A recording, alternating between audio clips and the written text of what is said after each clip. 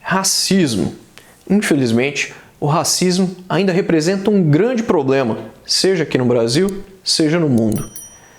Os acontecimentos recentes demonstram cada vez mais que as questões raciais se tornam elementos fundamentais de disputas entre as pessoas no mundo. No caso do Brasil, o que nós temos aqui é que o racismo ainda é um grande problema que deve ser vencido. Basicamente, a gente pode entender ou definir o racismo como um conjunto de crenças baseado em hierarquia entre as raças, que há algum tipo de hierarquia entre as raças. Os indivíduos que assim pensam são indivíduos que costumam dividir a sociedade em hierarquias, normalmente afirmando que há uma diferença biológica ou intelectual entre as pessoas. Vale apontar que o racismo aqui no Brasil, ele é crime. E ele tem a ver não só com a questão da raça, mas ele tem a ver com a cor, com a procedência nacional da pessoa, ou ainda com a procedência regional e ainda com a etnia. A gente fala de racismo e na mesma hora a gente lembra da questão dos negros. Mas vale dizer que o racismo, ele ocorre com várias classes diferentes. A gente pode citar, por exemplo, o nazismo aqui no passado como um grande causador do racismo, o qual perpetua até hoje. Você se lembra aí do racismo relacionado aos judeus? Pois é.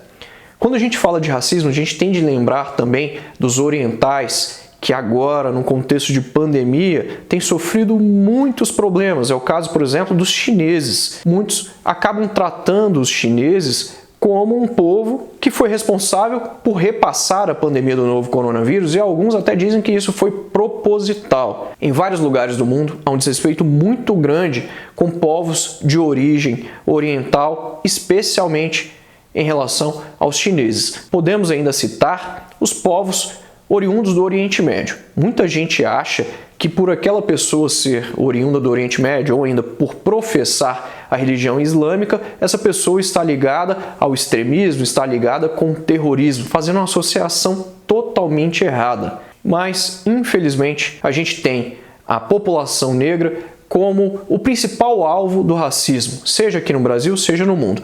No Brasil, hoje em dia, embora o racismo seja crime, a gente ainda tem muito racismo estrutural. É aquele racismo que a gente percebe de uma forma mais implícita na sociedade, nos comentários, nas piadas. E isso a gente percebe, seja no BBB, seja num comentário de um amigo seu ou ainda de um parente seu. Há que se falar também a respeito do racismo institucional. Percebemos isso nas instituições. Os negros, infelizmente, ainda são minoria nas empresas, na política e em vários outros lugares.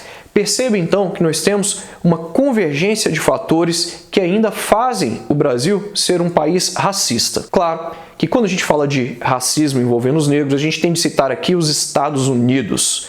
Infelizmente, vários casos de racismo ocorreram nos últimos anos nos Estados Unidos, mas isso não é uma coisa de agora.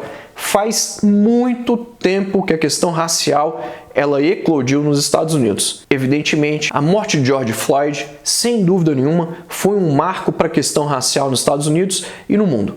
No caso dos Estados Unidos, uma lei vem sendo votada e ela evidentemente vai ter o nome de Lei George Floyd.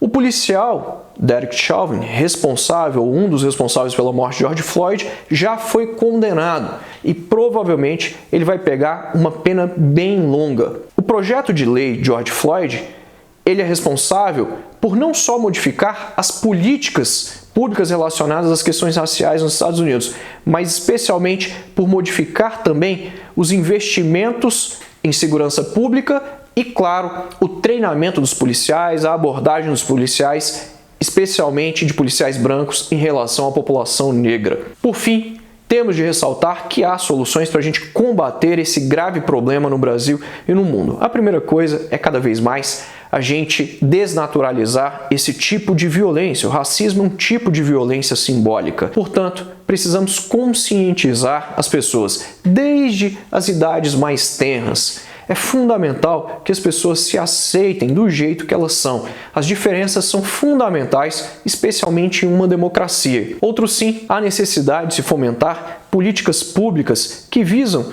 diminuir as desigualdades sociais com foco nas desigualdades raciais no Brasil. Claro que a gente já tem cotas em universidades, temos cotas também no serviço público, mas é necessário muito mais do que isso. É importante que as empresas se conscientizem disso e, claro, contratem também quadros multirraciais. Isso tudo vai ser muito importante. Empatia, respeito ao próximo, entendimento de que as pessoas são iguais independentemente de qualquer tipo de diferença. É isso. Tchau!